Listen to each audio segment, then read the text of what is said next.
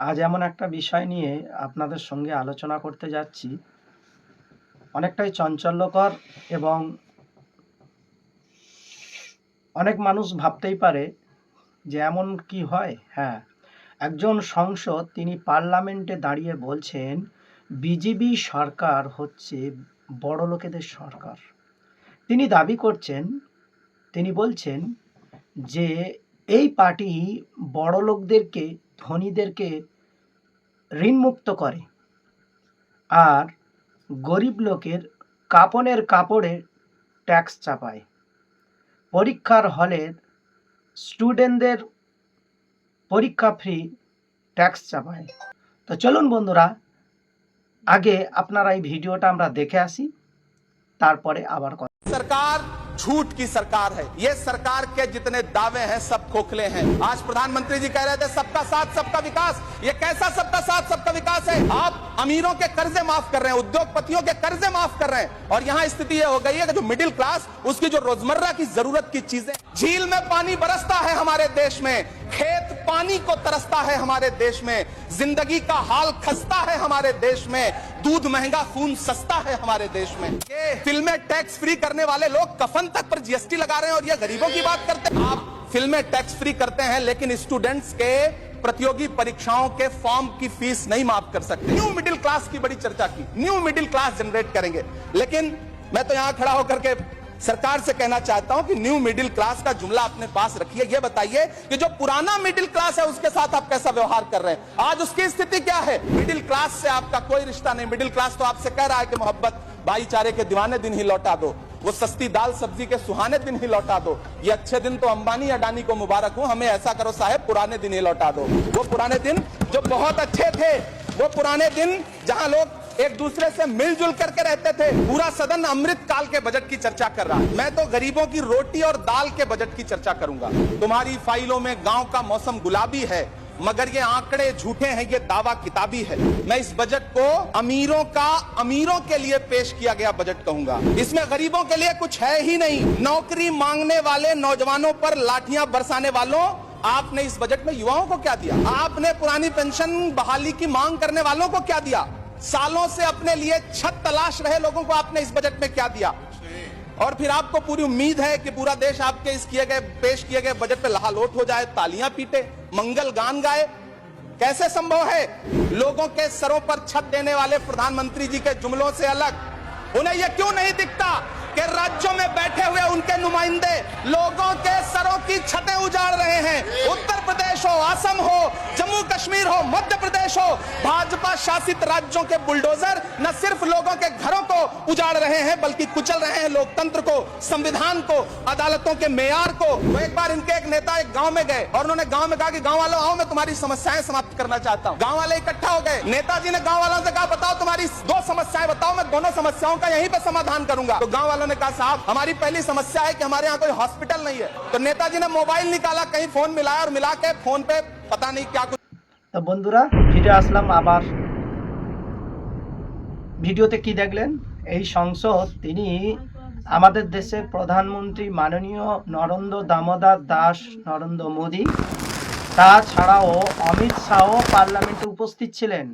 আমাদের দেশের যিনি অর্থমন্ত্রী তিনিও উপস্থিত ছিলেন। পার্লামেন্টে ভরা একদম থই থই করছে। সেখানে এই ভাষণটা দিল, তো সত্যি চাঞ্চল্যকর দাবি। জানি না কতটুকু সত্যতা, গঙ্গাপুর টিভি যাচাই করেনি। এই বক্তব্য যে সংসদ দিয়েছেন তিনি পরিষ্কার করে জানিয়ে বলেছেন যে বিজেপি সরকার হচ্ছে বড়লোকেদের ঋণ মুক্তি করার সরকার, বড়লোকেদের সরকার, গরিবদের সরকার নয়। তারা গরিবের মৃত্যুর যে কাপড় লাগে শেষ কাজ করার জন্য সেই কাপড়ের উপরে তারা ট্যাক্স চাপায়। যারা গরিব মানুষ, যেসব স্টুডেন্টরা পরীক্ষার ফি দিতে পারে না সেটা ছাড় দেয় না, অথচ যারা ফিল্ম ইন্ডাস্ট্রি, ফিল্মের উপরে যে ট্যাক্স কেন্দ্র সরকার মুকুব করে দেয়। তা বন্ধুরা বুঝতে পারলেন বিষয়টা কি, যে আজকের দেশের মধ্যে কি ভয়াবহতা। আমরা সারা জীবন শুনেছি যে কেন্দ্রের সবচেয়ে বেশি দয়া হওয়া উচিত সমস্ত ধর্ম বর্ণ নির্বিশেষে। অনেক ক্ষেত্রে অনেক মেধাবী ছাত্রছাত্রীরা যখন পরীক্ষা দেয় এবং অসহায় হলে তাদেরকে পরীক্ষার ফি মুকুব যে কোনো সিচুয়েশানে তাকে কেন্দ্র বলুন রাজ্য বলুন তার উপরে একটা দৃষ্টিকোণ থেকে তাকে ক্ষমা করেন কিংবা কোনোভাবে সেটা পে করার চেষ্টা করে। তো বলার বক্তব্য হচ্ছে এইটা। আর কোনো মানুষ যদি মারা যায় তার শেষকৃত কাজের জন্য যে কাপড়টা কেনা হয় সেই কাপড়ের উপরে সরকার ট্যাক্স চাপায়, অথচ ফিল্ম জগতে ফিল্ম করার জন্য যে একটা মোটা অঙ্ক ট্যাক্স জমে যেটা খরচা হয় সেই টাকার উপরে যে ট্যাক্সটা কেন্দ্র সরকার মাফ করে। তাহলে আমার বলার বক্তব্য হচ্ছে যে মানুষ বেঁচে থাকলেও তার পরিষেবা গরিব মানুষ যখন লোন নিয়ে ফেলে ঋণ নিয়ে ফেলে অসহায় হয়ে যায় সেক্ষেত্রে তাকে ট্যাক্স মাফ হয় না। অর্থাৎ আমরা নিম্ন স্তরের মানুষেরা অনেক সময় হাই স্কুল থেকে নিয়ে ইউনিভার্সিটি উচ্চ বিদ্যালয় বলুন কলেজ বলুন যেখানে যাই আমরা পরীক্ষায় বসতে গেলে আমাদের পরীক্ষার ফি দিতে হয়। তো অনেক সময় অনেক গরিব মানুষ যারা এই অনটনের কারণে তারা পরীক্ষার ফি দিতে পারে না। তো সরকারের উচিত সেই সমস্ত স্টুডেন্টদের পাশে থাকা, সরকারের দৃষ্টি দেওয়া উচিত এবং তাদের পাশে থেকে তাদের ফিটাকে মুক্ত করা উচিত এবং ফি না দিলে পরীক্ষায় বসতে দেওয়া হবে না। যদি এরকম হয় এটা বিবেচনা করা উচিত। তো আমার বক্তব্য হচ্ছে এইটাই যে আপনারা দেশের অনেক মিডিয়াতে অনেক গদি মিডিয়া আছে যে বিজেপি সরকারকে সাপোর্ট করে তারা মিথ্যে বললেও সত্যি, আবার সত্যি বললেও সেটাও সত্যি। তো আমি নিরপেক্ষ হয়ে আমি একটাই কথাই বলবো যে এই সংসদ যে কথাগুলো বলেছে কথাগুলোটা কতটা সত্য আমি যাচাই করিনি, তবে যদি সেটা হয়ে থাকে তাহলে এই সংসদ যেটা বলছেন তিনি ঠিকই বলছেন।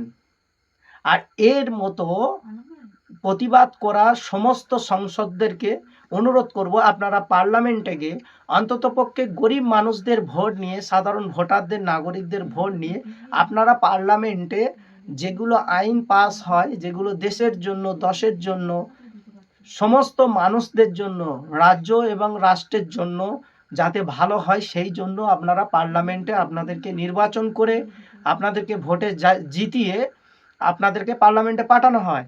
আর আপনারা সেই সংসদে গিয়ে আপনারা অবশ্যই যেখানে আপনাদের মনোগত হবে না এই আইনটা সাধারণ মানুষের জন্য ক্ষতিকারক আপনারা চোখে চোখ রেখে প্রশ্ন করবেন। তাতে করে সুবিধাবাদী কিছু মানুষ আছে, সুবিধাবাদী কিছু নেতা আছে, তারা যেটা অযৌক্তিক বা অমানবিক আইন যেগুলো পাস হয় সেইগুলো পাস করাতে তারা সমর্থন করতে ভয় পাবে। তো মূলত বিষয়টা হচ্ছে বন্ধুরা, আমরা প্রায়ই জানি, এটা সবাই জানি যে আমরা গরিব থেকে নিয়ে নিম্ন মধ্যবিত্ত যারা আমাদের ছেলেপুলেগুলো আমরা কিন্তু হাই সোসাইটিতে লেখাপড়া করাতে পারি না, কিন্তু আমরা ভোট দিয়ে যে সমস্ত এমপি এমএলএ মন্ত্রী আপনার যে লেভেলের আছে সংসদ বিধায়ক খোঁজ নিয়ে দেখবেন এগুলো প্রায়ই দেখা যায় তারা কিন্তু সাধারণ আমাদের ছেলেপুলেরা যেসব স্কুলে পড়ে সেসব স্কুলে পড়ে না, তারা স্পেশাল স্কুল কলেজে পড়াশোনা করে, তারা বিদেশে পড়াশোনা করে। আর আমরা কিন্তু ভোট দিয়ে তাদেরকে ক্ষমতায় আনি। তো বন্ধুরা বলার বক্তব্য হচ্ছে এই ভিডিওটা আগে দেখুন। শিক্ষা যদি বিক্রি হয় কেমনে পাবো শিক্ষা? মূর্খরাজ মহাজ্ঞানী আমাদের দিবে দীক্ষা। হাসপাতালে চিকিৎসা নাই, গরিব মরে ঘরে, ধনীরা সব নার্সিং হোমে একটু আধটু জ্বরে। নেতারা সব বোকা ভেবে করছে মোদের জবাই, আমরাও একদিন সুযোগ পাবো, জব্দ করব সবাই। দেশের নেতা মদ্যপানে ব্যস্ত থাকে রাতে, নারী নিয়ে ফুর্তি মারে হোটেল রেস্তোরাঁতে, তবু এরা সজ্জন বলে দাবি করে বসে। জনগণ এবার বুঝে গেছে মুখোশ খুলবে শেষে। তো এই ভিডিওর মধ্যে যেগুলো কথাগুলো বলেছে সত্যি খুব বলেছেন এই ভাইটি, তো এটাই বাস্তব। তাহলে আমরা ভোটাররা, আমরা ভারতীয়, তাদের কর্ম দেখে তাদের ব্যবহার দেখে আমাদেরকে নির্বাচন করা উচিত। এবং যে কর্মের উপর ডিপেন্ড করে সে ভোট পাবে। সে যেই কোনো দল হোক, সে নিরপেক্ষ সহিত সমস্ত মানুষের পাশে দাঁড়াবে। তার স্বাস্থ্য, তার মাথা গোঁজা ঠাঁই, তার রুটি, তার রুজি রোজগার, তার কিভাবে চিকিৎসা হবে, সে সুস্থভাবে কিভাবে থাকবে, এবং এই দেশে সে একদম স্বস্তির নিঃশ্বাস ফেলবে, এমন নেতাগুলো দেখে দেখে আমরা তাদেরকে আমাদের নির্বাচন করা উচিত বলে আমি মনে করছি। তা বন্ধুরা, দর্শক বন্ধু, আপনাদের কাছেও প্রশ্ন থাকলো, যদি আপনারা এ বিষয়ে আপনাদের মূল্যবান বক্তব্য আপনার কমেন্ট বক্সে এসে জানাবেন আপনারা। আর আপনারা কে কোথা থেকে দেখছেন জানাবেন। যদি ফেসবুক থেকে দেখে থাকেন তাহলে গঙ্গাপুর টিভি চ্যানেলটাকে আপনারা ফলো দিয়ে পাশে থাকবেন। আর ইউটিউব থেকে দেখলে অবশ্যই ভালো লাগলে লাইক দেবেন, কমেন্ট করবেন, চ্যানেলটাকে সাবস্ক্রাইব করবেন, করে গঙ্গাপুর টিভির সাথে থাকবেন। ততক্ষণ আপনারা ভালো থাকুন, সুস্থ থাকুন। দেখা হচ্ছে পরবর্তী ভিডিও।